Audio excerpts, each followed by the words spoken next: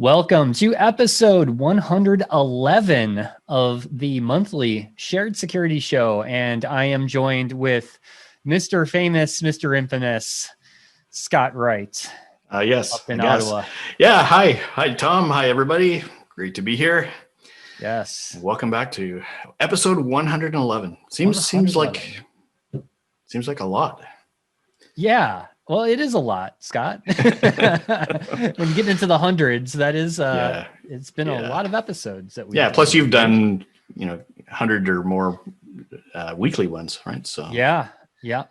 171, I think we're on of the weekly show, which I've been doing for 3 years, and we've been doing. Doesn't seem like that long, but yeah. No, the monthly. I mean, we've been doing the podcast for over 11 years now. Yep. Yeah. So it's hard to believe. Yeah, it's funny when I tell people a story, I do a podcast. We've been doing it for over 10 years with a guy I've never met in person. Yeah. I think that's pretty funny. Yeah, I say the same story. Everyone's like, really? That's really interesting. Yeah. We were working remote before it was cool to work remote. That's it. Yeah, we were the original. The originals, that's right. And how were we doing those? We were doing audio recordings using just Skype, I think, right? Yeah. For years, we just used Skype. And in fact, we didn't really care too much about audio quality. In fact, we got comments on it. Oh, yeah. How come you guys don't do better quality?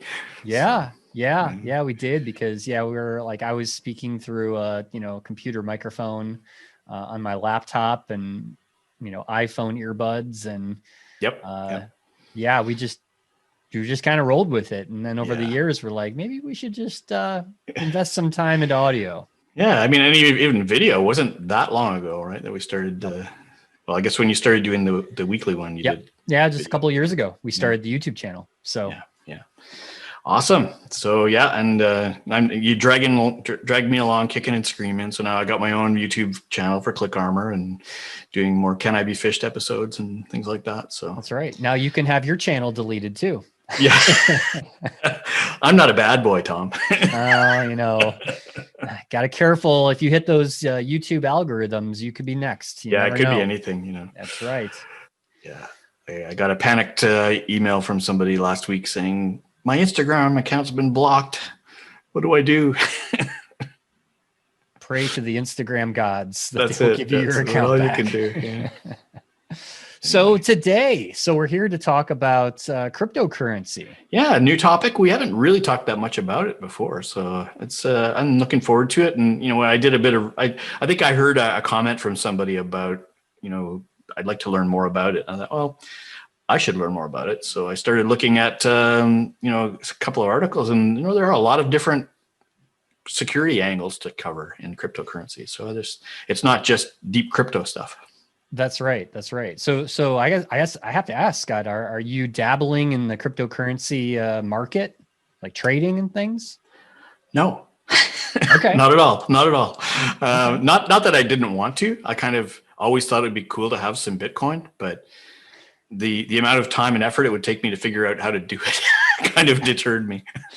Yeah. I unfortunately I missed the boat when I think it was like 2013, 2014, maybe, when Bitcoin was just starting to come out and people were kind of laughing about it. And even in the security community, I think people were like, this may not go anywhere. And I remember I had a coworker at the time, this is when I was consulting long time ago. Yeah. He bought some Bitcoin and it was really cheap back then. Yeah. Not $58,000 a coin now or whatever it is. Yep. Kind of crazy. But he actually bought some, and I haven't talked to him in a number of years, but I know he bought like a couple hundred Bitcoin at the time. Jeez. And I think he's sitting on some pretty nice cash right now. As long as he doesn't lose his wallet or get it hacked. That's right. And that's one of the things we'll talk about for sure. But I've dabbled a little bit in crypto, mainly just to play with it. I definitely not a major investment for me at all. We're talking like under $100 that I'm just toying with, but it's definitely getting more popular, especially when you have, the whole thing going on Twitter right now with Elon Musk tweeting about Dogecoin, and yes, that is how you pronounce it, is Doge. Yes. and kind of around the GameStop, stock stuff that's been going on. He's kind of trying to inflate the Dogecoin and make it popular, and it's really crazy. If you really get into that community, it is a whole other world. Yes, yeah. I mean, and the whole concept, we could probably spend time doing it, but I don't think we have the deep knowledge as to why Bitcoin is worth anything. All I can explain it to people is it takes work to create the actual currency itself, and so computer cycles are spent, and now people are spending outrageous amounts of computing power trying to create new coins, right? Yeah, and you can't even mine Bitcoin anymore. I think those days have passed because it's just gotten to a point where, the regular person can't just go out and use your own personal computer to do it. There's other ways to mine cryptocurrency these days. I'm definitely not an expert in this area, so I won't comment, but it is getting more popular. And so there is always the argument of, is this going to continue into the future with digital currency? Is this going to be something that is going to become more mainstream? I think that is still up for debate, but it is gaining popularity for sure. Yeah, and then there are regulatory issues too, right? I mean, things could shift drastically if company. I mean, not that technically you can do much to stop people from using it, but certain regulations might prohibit it from being used in certain situations, right? So that's right. And there are more talk of, people are looking at crypto now as a way to diversify their financial, investment portfolio. So what's happening now, I think, from a security perspective, is that you have a lot of non-security aware people that are now dipping their toes in crypto and may not realize some of the risks and very unique risks to cryptocurrency. And that's what we're going to talk about today. That's right. So I kind of put together 3 different things that I think everyone needs to consider if you're getting into the cryptocurrency trade. And I think the first one really starts with the wallet, right? Yeah. So think of a crypto wallet as a physical wallet, right? Where you keep your cash, you keep your valuables, you always have it on you. You don't want to lose your wallet or have your wallet stolen. Yeah. And there's really 3 types of wallets that are out there to store your crypto in. The first type being the wallet that is included with the crypto exchange that you are using. So I think a lot of people have heard of Coinbase or Binance, which is another popular exchange. Well, they'll provide you a wallet with your account that's part of your online account. And so that's hosted by the exchange. It is, I'd say, the least secure, because if that exchange gets compromised, well, so does your wallet, and so do your keys. So it exists virtually on a server somewhere. You can't touch it. You just have to log into it like you log into every other kind of website, right? Correct. So we'll get into like public, private key. That's really the cryptography that's used in storing your crypto. But essentially, they store that private key for you on your behalf. So it makes it very easy, right? You don't have to worry about exchanging keys or, pulling it from a USB drive, which we'll talk about in a second. Yeah. But it's ease of use, right? By having that wallet included in the exchange. And then you have a second type, which is a software wallet. And a software wallet is installed on your computer as like a desktop application or a smartphone app. And this is kind of called a hot wallet. So that's kind of your second level of security. So you have a little more control over that wallet because you have it on your device.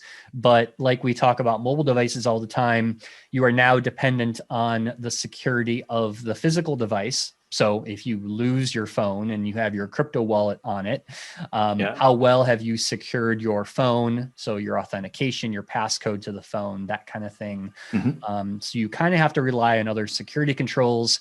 It's also connected to the internet. So it's just on another device. So again, kind of second level wallet, right? Has a little bit more control. It's a little more convenient to use, not as convenient as the exchange wallet, but like I said, you have a little bit more control. And then there's the third wallet, which is considered the most secure. And then that is an offline hardware wallet, or it's called a cold wallet.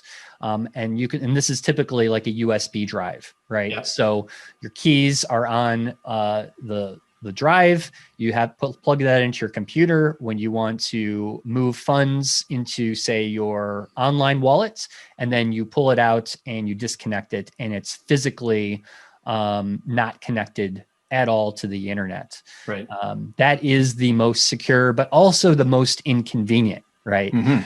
Because you have to, obviously, if you lose your hardware wallet, you're screwed. If you lose your passcode to the hardware wallet, you're screwed. You can't call the help desk and get a recovery? Nope, you're done. And so, this is definitely concerning, especially when you see the high volumes of, if you're really a serious cryptocurrency investor, we're talking, thousands, millions of dollars, right? That is potentially you're vulnerable to lose, because it would be interesting to know what the mix is of, like high value investors, what they actually use. Do they use the exchange wallet or the soft wallet or the hard wallet? That would be interesting to see. And I would suspect that a lot of investors probably would not want to reveal that information either, because that makes them a target. So there's lots of solutions and companies that are out there. Just as an example, software wallets, I think the popular ones, one is called Exodus, another one is called Electrum. Hardware wallets, there's one called Ledger, and Trezor is another one that provide hardware solutions. Ledger is interesting because they were just recently, they had a data breach of, I think, customer email addresses.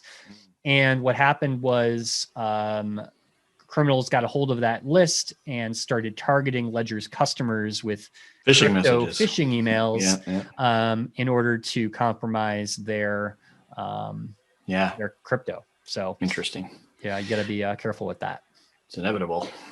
So kind of the best practice from my research, at least, and this makes sense, is, keeping a small amount of crypto in your exchange wallet, so that if you're using that for trading, it's easily accessible, but then offloading or withdrawing the majority of your crypto into a hardware wallet is really kind of the best practice that's out there. Yeah, as long as you can properly secure your hardware wallet and know that you'll always have access to it when you need it. Yeah, that's right. That's right. And now a quick word from our sponsors. Given the state of the world that we are currently living in, your digital privacy, cybersecurity, and health is more important than ever. That's why I recommend the use of a Faraday sleeve for your laptop, smartphone, and key fob. And if you want the best Faraday products on the market, you need Silent Pocket. And because you listen to this podcast, you can take 10% off your order right now during checkout at silentpocket.com by using discount code SharedSecurity. Is your team starting to show signs of fatigue from traditional security awareness compliance training, or from phishing assessments that target them for those teachable moments? As we've seen in recent news, these kinds of training are having a negative impact on corporate culture, and they're really not all that effective. So there has to be a better way. ClickArmor is the first gamified learning platform that helps build a self-defending team through engaging learning challenges and exercises. Its unique lesson templates, built with proven gamification techniques, let people learn and exercise important defensive concepts in a safe and fun environment. Whether you need to quickly deploy a training solution that gets people to stop clicking on things immediately, or you've got your own boring content that needs to be put into a more interesting user experience, ClickArmor can help. So go to clickarmor.ca/sharedsecurity to learn how to build a self-defending team. So the second tip here is enable all available security controls, account security controls in your crypto exchange that you're using. So Coinbase or Binance, they have a lot of security controls, and a lot of these, obviously, they enable right off the bat. They all require two-factor authentication, which is great. You know, we talk about this on the show. If you're going to choose between two different types of two-factor authentication, app-based or SMS text message-based, always go with app-based first. But SMS is better than nothing. So that's fine as well. There's another feature. I know Binance has this that I really like. There is an anti-phishing code that essentially you create. Think of it as like another passcode or password, and then that gets attached to any email that Binance sends you. So you can verify that email came from Binance because it's using a unique code that you gave it. That theoretically only they have.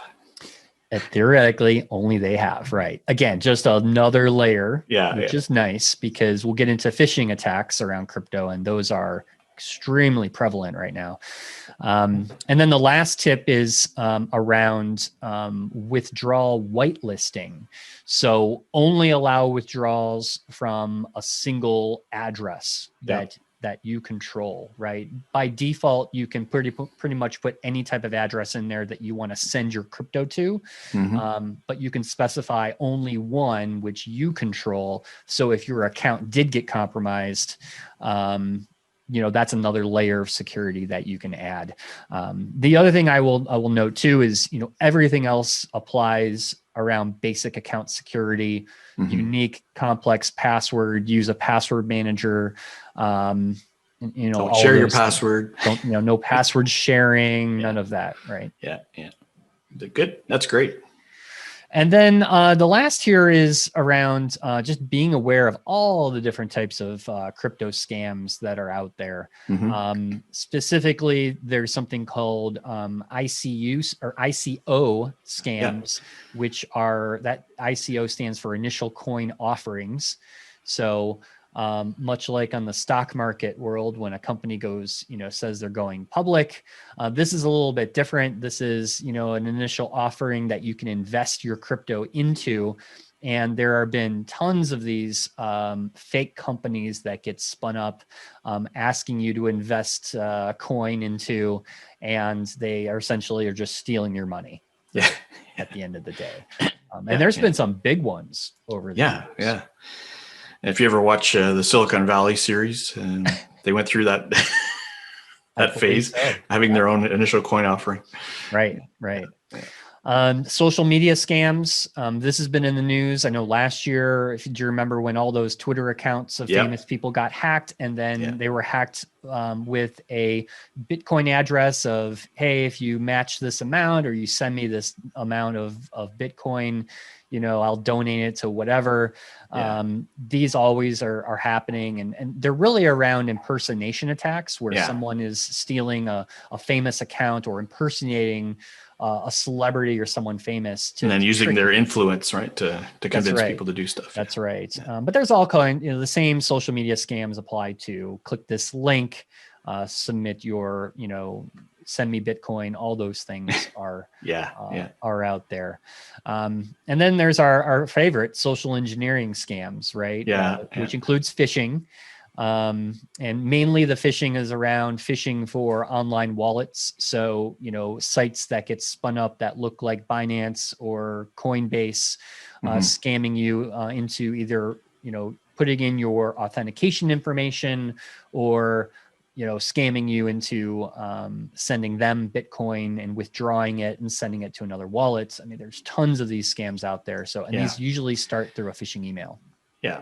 So I guess it goes without saying, but, you know, if you're going to get into Bitcoin, you have to be, or any kind of cryptocurrency, you have to be a little bit tech savvy to understand how some of these scams are going to target you. You know, they'll just start to happen, right? As people steal lists of email addresses of people that have coin and stuff like that, right? That you didn't have to worry about before. Yeah. It is a great point. And I definitely warn people, probably those of you listening to this podcast are tech savvy. So, you know, even at a basic level, right? But for a lot of people that are thinking about getting into crypto, I completely agree. I think you need to have a base level of online security awareness, because crypto is complicated. Once you start getting into how it works and how it's traded and how, risky it is, I think just financially it can be risky because it's very volatile, but also risky from the security perspective. You have to educate yourself on that. Yeah, and that's a good point, the volatility, right? I mean, even just doing whatever you think is safest to do, have your own, hardware wallet that's well protected and all that stuff, just investing in the coin itself, it's going to be volatile, right? From day to day, the prices change a lot. And, if you're a high risk speculative investor, that's maybe okay. But if it's your life savings, probably not. Exactly. If you're a professional trader, obviously, you're going to have a different risk profile than say, an average person that's just investing a couple $100 into it. Yeah. But if you're investing millions of dollars, I would hope that, to protect that amount of money, that you're taking the right precautions, because big investors right now are a huge target, because the attackers know that some of these investors are not very security savvy, and they're really taking advantage of that fact. Yeah, and I think you touched on it, just now and a little bit earlier, and that is, that some of the investment scams, that exist, there's a spectrum, I'm sure, right, of, respectable companies doing interesting things, innovative things with coin, but there are also, the gray areas, right, where some of the things, and if you're going to provide the link to the article that we found a bit of this research on, they talk about the rug pull attack, right, which is kind of like, it looks legitimate. Everything you can, investigate on your own looks legitimate, but there's some fine print in the agreement that you're signing when you invest your coin in there that says you got to wait a certain amount of time before things will actually mature or whatever. And in that time, they just take off with your money. So that's not so great. Out from underneath. Not so great, but things to be very careful with. Absolutely. The last scam I do want to mention, because it has been, this is something we talked about in the show before too, is around SIM hijacking attacks. This is where your phone, your mobile provider, the customer service gets, I won't say compromised, but they get social engineered into changing the number that of your account to another number. Basically, they call it a SIM swapping attack. And this is where they can redirect two-factor authentication. If you're using SMS-based two-factor auth to secure your, Coinbase account, as an example, if you're targeted in that way, usually those customer service people or internal people to like AT&T and the big telecoms are insider threats, right? They're malicious and they are selling this information out to scammers. So that's happened as well. One of the recommendations I have is there's PIN codes that you can set, I know here in the US with AT&T and Verizon, so that it's an extra layer of security. So whenever you're making changes to your account, you have to put in that code or that passphrase. Customer service should ask you for that passcode as another layer of security to authenticate you. Yeah, good point. So make sure you set that up. All right. So now everybody knows what they need to know about. Well, not everything, but those are the top three cryptocurrency things I think everyone should know. There's a lot of things. In fact, we'll link in the show notes a couple other really good articles with other details as well. But definitely wallets, scams, account controls. Those are the biggest ones. Yep. Cool. That's great. Some great information. Excellent. Yeah. So you have anything coming up, Scott? Any? Yeah, actually, I've got some trade shows. There's a conference in a couple of weeks for channel MSP, managed service providers, the Big Red Media conference. In a couple of weeks, I'll be at a booth there with ClickArmor. Physically And, at the booth? no, virtually. Okay. I had to clarify because some things are starting to come back now. Yeah, that's true. Yeah, and unfortunately, in Canada, we're not quite as we used to be very smug about how well we were doing with COVID, and it's not going as well as It's a roller coaster, man. It is. Yeah, yeah. It's crazy. And we don't have nearly as many vaccinations distributed yet, so we're not traveling anywhere yet. Yeah. I know the Black Hat and DEF CON conferences are coming up here in the US, and I know that they're doing a hybrid kind of option. So people that want to go and travel and attend the conference, they can, but they're also offering a virtual option. I think that's a smart move. I'm tossed I usually go to Vegas every year for those conferences. Yeah. This year I'm just tossed because I don't know if no one I know is going physically. It's kind of pointless for me to go to. Yeah. Like I'd be all by myself. Hello. Right. So I don't know, but I do miss conferences quite a bit. Well, someday we'll get together at a conference, Tom. One day.